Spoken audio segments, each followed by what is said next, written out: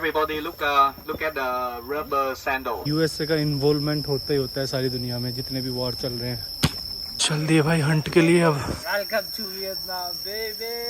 जान खा जाएगा। और मेरा पासपोर्ट वैसे रखा हुआ है उसने। और मैकेनिक साहब मिल गए हैं भाई, खतरनाक। तो हो गई है भाई अगली सुबह, और हॉस्टल में मैंने यहाँ पे ब्रेकफास्ट किया। अर्ली मॉर्निंग उठ गया था आज मैं, और ब्रेकफास्ट में है ऑमलेट है, सैलेड है, केला है, और ये बन है, और ये ब्लैक कॉफ़ी है। तो भाई हॉस्टल से निकल के मैं आ गया हूँ स्कूटर रेंट करने के लिए। सबसे पहले मैं ये वीडियो बना लेता हूँ ताकि बाद में कोई इशू ना हो। और एज अ सिक्योरिटी उन्होंने कुछ अमाउंट और मेरा पासपोर्ट सबमिट कराया है अपने पास।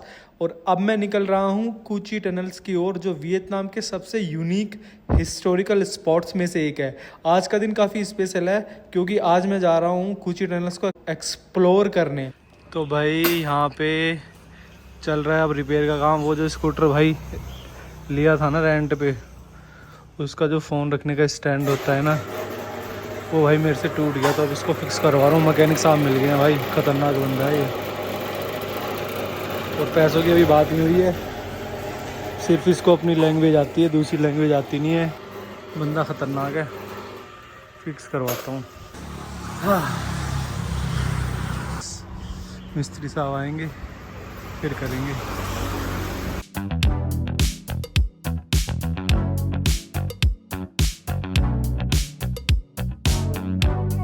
कर दे मुंडिया छेती।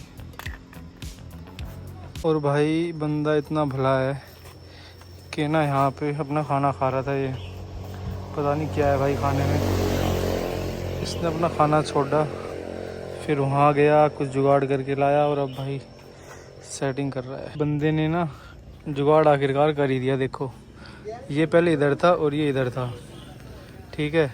अब इसने कर दिया जुगाड़ भाई इसको, नहीं तो वो जिससे रेंट पे लिया है ना स्कूटर, वो मेरी जान खा जाएगा। और मेरा पासपोर्ट वैसे रखा हुआ है उसने, जाने नहीं देगा मुझे देश से बाहर।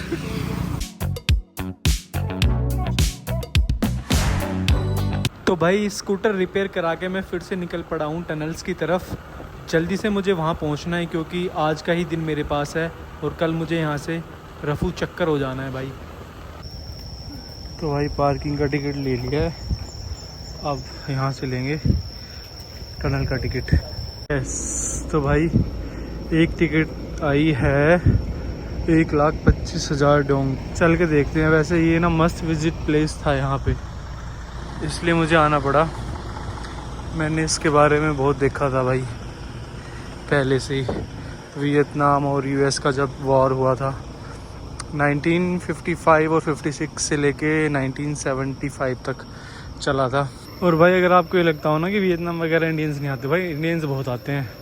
रास्ते में ना ढाबे पड़े थे भाई इंडियन, बिल्कुल हिंदी लिख रखी थी उन्होंने, कह रही आइए पधारिए, बनारस ढाबा, हल्दी ढाबा, दुनिया भर के ढाबे थे। तो भाई शुरुआत देखो इनसे होती है। ये लग नहीं रहे जो क्लस्टर बम्स होते हैं ना, ये बड़े वाले हैं, उधर देखो छोटे हैं। अभी तो भाई एंट्री नहीं हुई, ये तो एंट्री के बाहर का है सीन। तो अभी मैं एंट्री करने जा ही रहा हूँ टनल्स में, लेकिन सामने आप देख रहे होंगे यूएस आर्मी के पुराने मिलिट्री व्हीकल्स, और लेफ्ट साइड में तो अभी आपने वेपन्स देखे थे, लैंड माइंस वगैरह। यहाँ आते ही ना एक अलग सी ही वाइब मिलती है। जंगल के बीच में ये यूएस के टैंक्स और हथियार वियतनाम की स्टोरी को और जिंदा कर देते हैं भाई। उस वक्त जो असली अमेरिकन मिलिट्री टैंक्स और वेपन्स थे ना, वो यहाँ पे सबको डिस्प्ले करके रखा हुआ। इनके बारे में डिटेल्स यहाँ लिखी हुई है।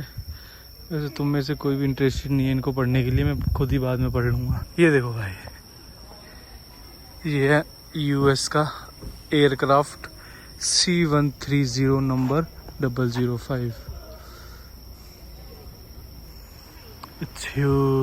भाई इस टैंक का हाल देख लो भाई। बताओ कहाँ अमेरिका है भाई, कहाँ वियतनाम। अमेरिका का टैंक पड़ा है, वियतनाम में है। तो भाई ऑफिशियल एंट्री अब यहाँ से होगी हमारी। ये स्टिकर लगा दिया भाई। तो भाई स्टिकर लगने के बाद अब ये बंदा लेके जाएगा। जब तक मतलब कि 20-30 बंदे इकट्ठे नहीं जाते ना, तो ये लेके नहीं जाते। तो अंदर जंगल है ये, उसमें लेके जाएगा ये। चलो भाई जितने भी बंदे हो। तो यहाँ पे पहले ये उस टाइम के वार की एक शॉर्ट मूवी डिस्प्ले करके हमें दिखाते हैं एज अ डेमो। तो अब ये जो बंदा हमें इंस्ट्रक्शंस दे रहा है, सामने सारा कुछ एक्सप्लेन करके बता रहा है इन इंग्लिश, ये हमारा गाइड है और अगले 1, 1.5 या 2 घंटे के लिए ये हमें सब कुछ चीज़ें ऐसे ही एक्सप्लेन करेगा। You go in there from here and then follow tunnel, go out there. From here to there is about 15 meter, 1.5. If you want to go one by one. भाई टनल के नीचे जा रहा हूँ भाई, और आगे जाना है अभी तो। Take left. ओ भाई, सबके बस की बात नहीं है ये काम। हाँ भाई, डकवाक करके निकलना पड़ रहा है।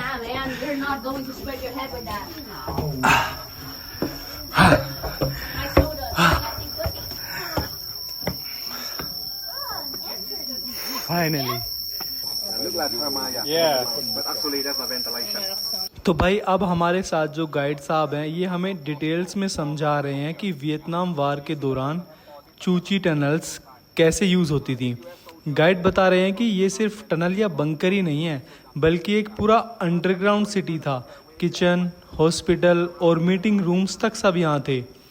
इनकी कहानी सुन के समझ आता है कि वियतनामीज फाइटर्स ने कैसे लिमिटेड रिसोर्सेज के बावजूद एक सुपर पावर यूएस को चैलेंज किया।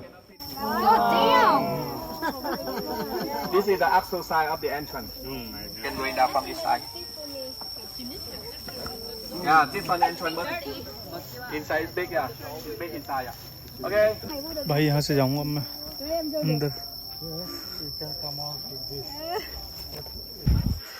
भाई आज तो ये चाचा हमें पूरा वियतनाम की 250 किलोमीटर की टनल का राउंड लगवा के मानेगा, फिर ले आया भाई।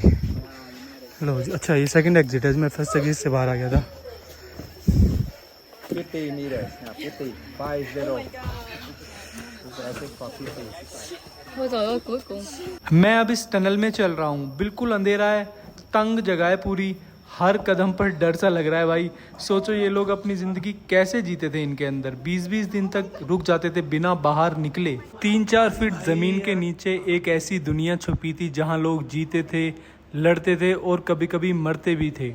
गाइड बताते हैं कि इन टनल्स में वियतनामी सोल्जर्स 20 दिन तक बिना बाहर आए रह जाते थे। सांस लेना भी एक मुश्किल का काम होता था। तो भाई गाइड के कहने पे एक बात तो समझ आ गई है, ये सिर्फ जंग नहीं थी वियतनामीज के लिए, ये उनकी मिट्टी के लिए एक मोहब्बत थी भाई। हर टनल में एक कहानी है, हर मोड़ पे एक राज छुपा था भाई। तो भाई अब लग रहा है बड़ी मसा इसने पीछे छोड़ा है हमारा, अब लेके आया वापस। हाँ ठगा दिया भाई इसने ना, but once in a lifetime experience. Wow, let's have some water. भाई पानी दे दो मुझे 50 लीटर पीने के लिए। तो भाई अभी मैं जो चीज़ खा रहा हूँ ना, वियतनामीज वार के टाइम पे ये चीज़ खाते थे। इधर नमक है और पीनट्स हैं और ये शकरकंदी है।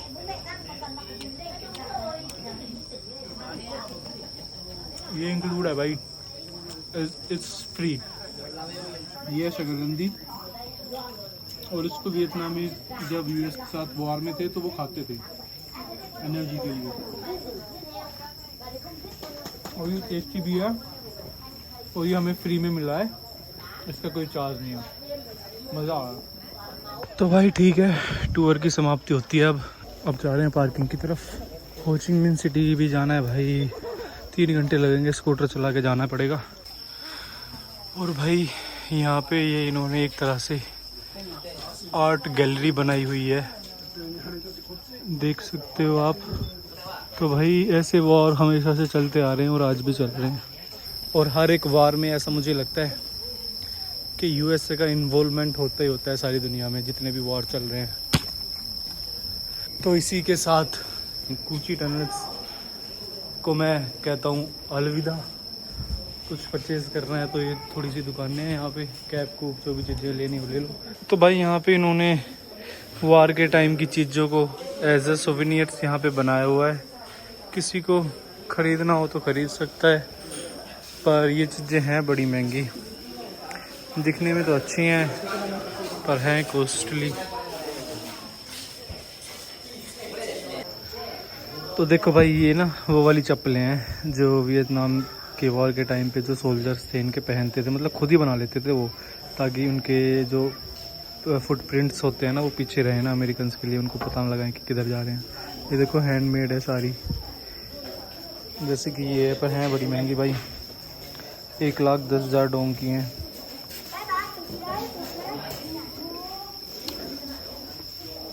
ठीक है वैसे तो सोवेनियर्स के हिसाब से इस यहाँ पे, पर भाई मैं कुछ ख़रीद नहीं सकता, मेरे पास ऑलमोस्ट ही 3-4 किलो लगेज एक्स्ट्रा है, तो मैं तो अब कुछ ख़रीद ही नहीं सकता, और मुझे तो 7 किलो ही अलाउड है, तो भाई हम तो कुछ ले नहीं सकते यहाँ से। तो भाई अब मैं जाता हूँ अपनी पार्किंग से स्कूटर लेता हूँ और हो चिन मिन सिटी की तरफ जाऊँगा अब मैं।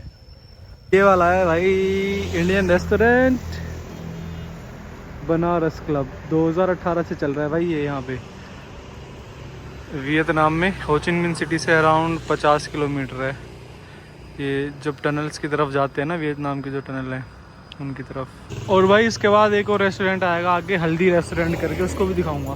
तो भाई अगला रेस्टोरेंट है ये वाला आ गया, 400 मीटर पे ही है ये दोनों ना, 400 मीटर का डिफरेंस है। हल्दी भी आ गया फ्लेवर से।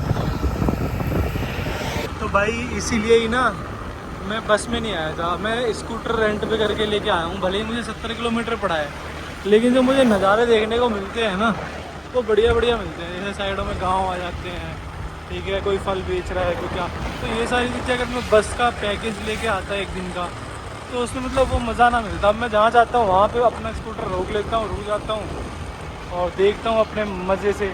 ये देख लो घर कैसे हैं, गाँव कैसा है, और सस्ता भी मुझे पड़ा है भाई, इंजॉयमेंट भी ज़्यादा ही है, तो मैं क्यों ही भाई ऐसे काम करूँ। रात के बज गए 7 चलते, चलो मुझे लग रहा है अभी 1 घंटा और लगेगा भाई, 1 या 1.5, ऑलमोस्ट 40 मिनट और लगेंगे मुझे पहुंचने में। और ये ना देख रहे हो ना मेरे सामने, ये वाला जो इनकी लाइन है ना, इसमें सिर्फ मोटरसाइकिल चल सकती है, बाकी लेफ्ट हैंड साइड में जो लाइन है इसमें हैवी व्हीकल्स चलते हैं और कार चलती है। तो भाई ऐसा लग रहा है कि भाई जैसे ना इंडिया में ही चला रहा हूँ भाई। दुकानें देख लो, जल्दी दुकानें बंद हो जाती है, सारी बंद है दुकानें, कुछ खुली हुई हैं।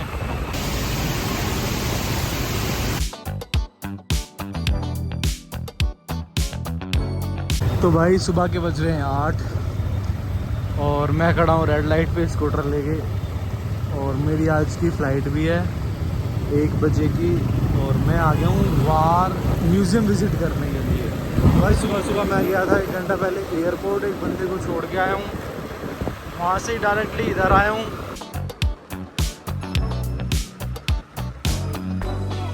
तो भाई वार रिमेंस म्यूज़ियम, हो चिन मिन सिटी, वार से रिलेटेड जितने भी वेपन्स हैं, जितने भी थे, वो सब देखने को मिलेंगे। तो भाई 40,000 रुपये का, तो 40,000 डोंग का तो भाई ये आया है टिकट। और जी ये देख लो, इनके बारे में मैं तुम्हें बताऊंगा अभी थोड़ी देर में। चलो भाई फर्स्ट फ्लोर पे चलता हूँ अब। तो भाई मैं अब वियतनाम के सबसे इमोशनल जगहों में से एक पर हूँ, वार रेमनेंट्स म्यूज़ियम, हो चिन मिन सिटी में। यहाँ आते ही एक अजीब सा सन्नाटा महसूस होता है, जैसे हर दीवार, हर फोटो कुछ कहना चाह रही हो। बाहर के कंपाउंड में पुराने टैंक्स, हेलीकॉप्टर्स और फाइटर जेट्स हैं, असली बैटलफील्ड से लाए गए। इनमें से अमेरिका के हैं जो वियतनाम वार के दौरान यूज़ किए गए थे। अंदर जाके समझ आता है कि ये म्यूज़ियम सिर्फ एक डिस्प्ले नहीं, ये एक गवाह है उन दिनों का जब वियतनाम ने एक सुपर पावर के खिलाफ संघर्ष किया। ये म्यूज़ियम 3 फ्लोर्स में डिवाइडेड है और हर फ्लोर एक अलग कहानी कहता है। पहले फ्लोर पर आपको वार के पॉलिटिकल एंगल दिखाई देंगे, वियतनाम का डिवीज़न नॉर्थ वर्सेस साउथ, और किस तरह अमेरिका ने साउथ वियतनाम को सपोर्ट किया। ये सब डॉक्यूमेंट्स, न्यूज़पेपर क्लिपिंग्स और मैप्स के ज़रिए दिखाया गया है। दूसरे फ्लोर पर वो तस्वीरें हैं जो दिल को छू जाती हैं। एजेंट ऑरेंज का इम्पैक्ट, एक केमिकल जो अमेरिका ने यूज़ किया, उसके कारण जन्म से ही विकलांग पैदा हुए बच्चे, जले हुए चेहरे और छोटे छोटे बचपन जो कभी बड़े नहीं हो पाए।